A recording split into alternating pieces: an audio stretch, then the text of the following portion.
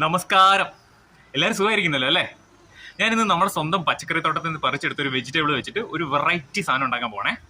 എന്താണെന്നല്ലേ കാണിച്ചു തരാം. ഇത് ഞങ്ങളുടെ ടെറസിൽ വളർന്ന് പന്തലിച്ച് വിളഞ്ഞു കിടക്കുന്ന കുമ്പളങ്ങകളാണ്. ഇന്ന് അതിൽ ഒരുത്തനെ പിടിച്ച് അലുവയാക്കാം. കുമ്പളങ്ങ മുറിച്ച് തൊലിയൊക്കെ ചെത്തി കഴുകി ഡ്രൈ ആക്കി എടുക്കാം. ഇനി അതിനെ ചെറിയ പീസുകളാക്കാം. ഈ കഷ്ണങ്ങളെ മിക്സിയിലിട്ട് വെള്ളം ചേർക്കാതെ നന്നായിട്ട് അടിച്ചെടുക്കാം. സ്വല്പം വെള്ളം കൂടെ ഒഴിച്ച് ജ്യൂസ് മാത്രം അരിച്ചെടുക്കാം.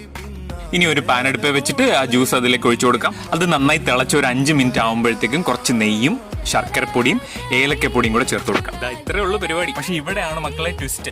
നമ്മുടെ അലുവ ഈ പരുവത്തിൽ എത്തിക്കണമെങ്കിൽ ഏകദേശം 1 മണിക്കൂർ അടി പിടിക്കാതെ നിർത്താതെ ഇളക്കി കൊടുത്തോണ്ടേയിരിക്കണം. ഇനി ഒരു പാത്രത്തിൽ കുറച്ച് നെയ്യ് ഒഴിച്ച് അതിലേക്ക് കുറച്ച് നട്ട്സ് ക്രഷ് ചെയ്തിട്ട് അതിന്റെ മുകളിൽ നമ്മുടെ അലുവ സെറ്റ് ചെയ്യാൻ വെക്കാം. ഒരു 1.5 മണിക്കൂർ സെറ്റ് ആയതിനു ശേഷം എടുത്ത് മുറിച്ച് സെർവ് ചെയ്യാം. അതായത് മൈദ ഇല്ലാതെ സൂപ്പർ ടേസ്റ്റി ആയിട്ടുള്ള ഹെൽത്തി ആയിട്ടുള്ള അലുവ നമ്മുടെ വീട്ടിൽ തന്നെ ഉണ്ടാക്കാം. അതും ബേക്കറി അലുവകളുടെ അതേ ടേസ്റ്റിൽ തന്നെ.